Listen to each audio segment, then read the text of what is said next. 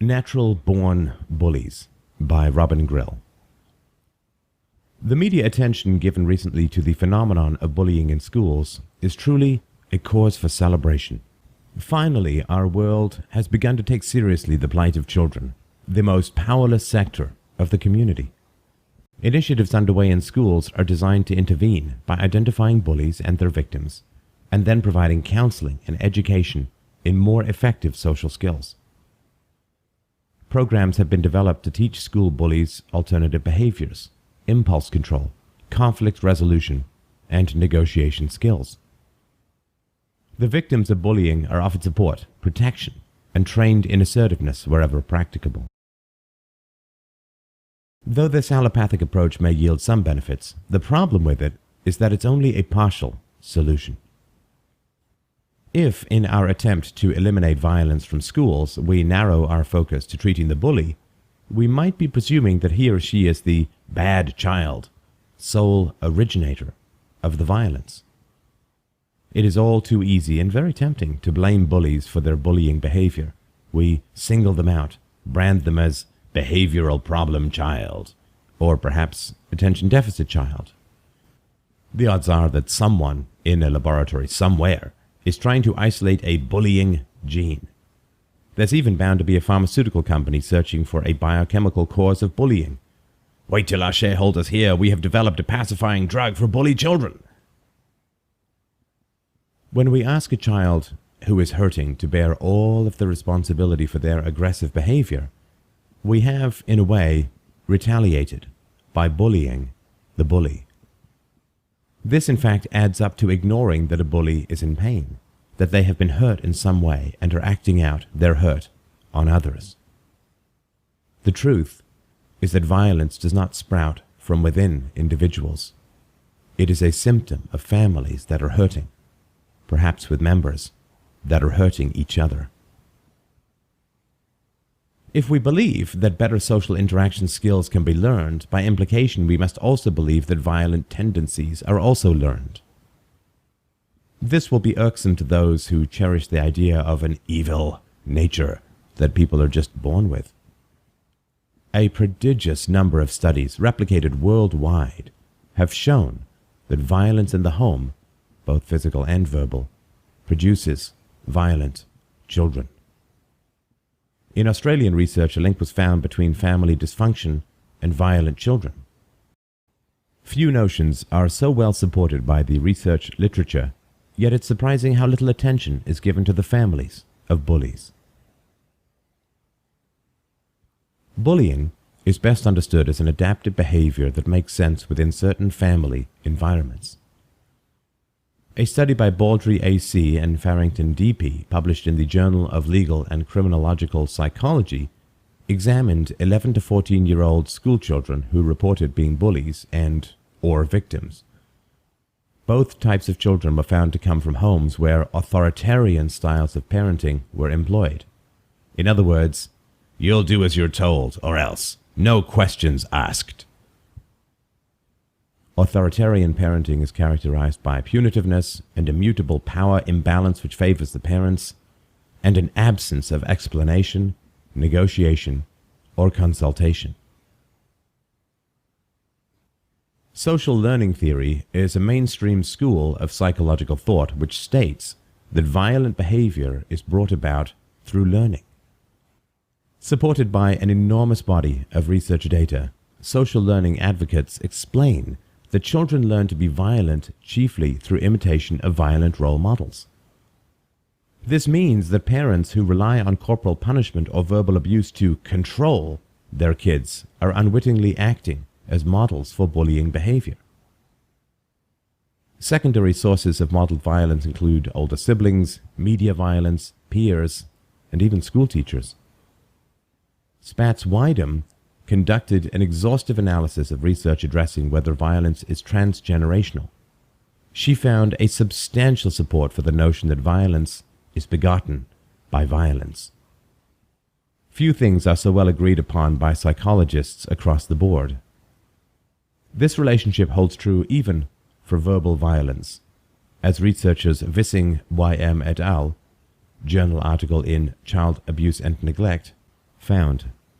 Their study revealed that children who had experienced higher levels of verbal aggression at home, being sworn at or insulted, exhibited higher rates of delinquency and interpersonal aggression. The list goes on ad infinitum, with studies such as McCord's study of 230 boys, which found that he was able to accurately predict criminal behavior based on violent upbringing in 3/4 of cases. Shaleen et al. 1994 found that elementary school boys' behavior problems were consistently traceable to lack of parental affection and to parental use of spanking for discipline. In a study of 570 German families, Müller et al. 1995 found a direct path between harsh punishment and antisocial behavior in children. Recently, psychologist Elizabeth Gershoff undertook the mammoth task of collecting all studies done in over 60 years to investigate the effects of corporal punishment, 88 studies in all. She only considered studies looking at ordinary smacking or spanking and excluded any that looked at physically injurious or legally abusive punishment. The evidence she found was consistent across all studies and overwhelming. Even ordinary smacking tends to make children more aggressive. We can no longer pretend to ourselves that ordinary smacking is not a form of violence, since it can, and often does, lead to more aggressive attitudes in children. It is not too difficult to understand why children who are punished physically can become bullies. As far back as 1977, research psychologists Walters and Grusek concluded that physical punishment leads to an increase in aggressive behavior, and that the mechanism for this increase is imitation. The smacking or spanking parent is unwittingly acting as a role model for aggressive behavior. The way this works was ingeniously demonstrated by a series of experiments reported in Bandura's 1973 book, Aggression, a Social Learning Analysis. These experiments graphically depicted the way children would imitate adults who acted violently toward toy dummies. For role modeled behavior to be efficiently transmitted, 3 main conditions must be met. Firstly, children are more likely to imitate role models that they look up to or love. That's why parents are such powerful role models. Secondly, the role model's actions are more likely to be imitated if they are seen to meet with success. In other words, the attitude that might is right is passed on when a spanking disciplinarian succeeds in changing a child's behavior and remains unchallenged. The third condition is that violence must be legitimized and sanctioned in order to be imitated. In other words, children more readily adopt violent attitudes if they have been made to believe that harsh punishment is deserved. It's been shown that violent children come from violent or neglectful homes. This matter has been put to rest. But only about half of abused children grow up to be abusive. Why? Individuals who remain convinced that verbal or physical assaults against them were deserved are significantly more likely to act out violently. This is also true for violence witnessed against others. Bandura, 1973, refers to a study that found that children displayed much more imitation of violent behavior depicted on video if these behaviors were approved by an adult, less so if the adult was silent, and even less if the adult expressed disapproval of the video violence. Children who grow up believing that being hit is what they well deserved go on to be more accepting of and desensitized to violence in general. They are candidates for the ranks of bullies, victims, or both. A side effect of harsh punishment is that it desensitizes people to their pain, then also to the pain of others. This desensitization process is what facilitates the acting out of violence. The process of desensitization to violence begins when a child who is branded as bad or naughty accepts the blame, and the assault that comes with it. A tough skin grows over the wound, which obscures the depth of the pain that throbs beneath. The pain and betrayal felt is sealed off, minimized, trivialized, or denied. Deafness to one's own pain entails indifference to the pain of others. Those whose anger boils over become bullies. Those who are paralyzed with fear, the victims. Others hover in between, harboring a predilection to retributional and might is right attitudes. The landscape is dotted with the punished and the beaten who grow up to make light of it, or to stoically profess that never did me any harm. How grossly adults tend to dilute or whitewash any violence they suffered as children is grimly illustrated by studies such as that of Berger et al. 1988 and Knudsen and Sellner 1994. Both studies found numerous respondents who reported having been punished in their childhood so brutally as to require hospitalization, but only 43% and 60%, respectively, of these considered themselves abused. By contrast, Hunter and Killstrom found that people who were openly angry about any abuse they had suffered as children were statistically less likely to transmit this abuse onto others. Beaten children who are at risk of becoming bullies or offenders can be helped once somebody can make it abundantly clear to them that spankings or thrashings are not just nor deserved. A holistic and therefore more effective approach to treating school bullies would be to compassionately examine the environment in which the violent responses were learned, and then to work cooperatively with family members to alter the dynamics of this environment.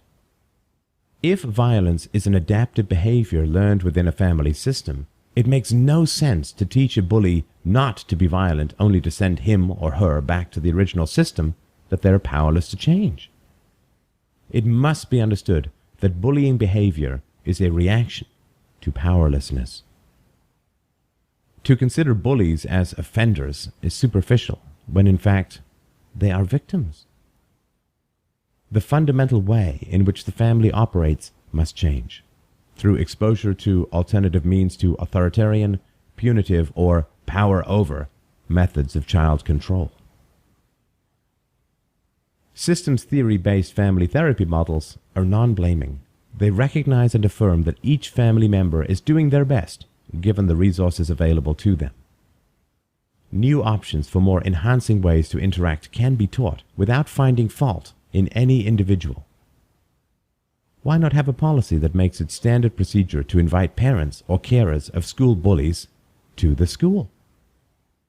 The purpose would be to identify any areas where parents might need support through stressful situations, to train parents in assertive and non-authoritarian parenting methods, and to empower parents by including them cooperatively in programs to assist their children.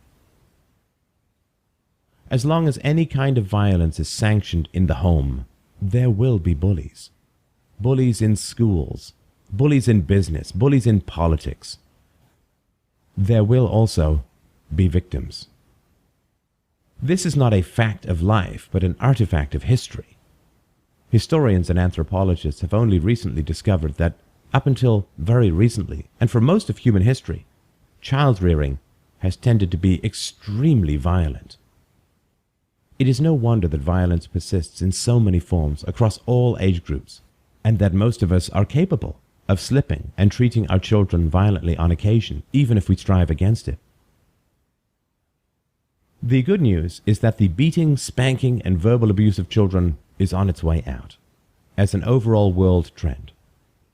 So far, over 10 countries have legislated against corporal punishment in the home. Many more are in the process of doing so, and over 80 countries have banned it from their schools. A survey of Gels and Strauss, Journal of Interpersonal Violence, June 1987, found that although there is still an extremely high incidence of violence against children in the USA, It had decreased from 1975 to 1985 by a factor of 47%. Trends such as these are cause for optimism that bullying will become a rarer phenomenon. This progress will accelerate if we keep remembering that every bully we meet is someone who is being or has been bullied. If we endeavor to treat the system rather than the symptom.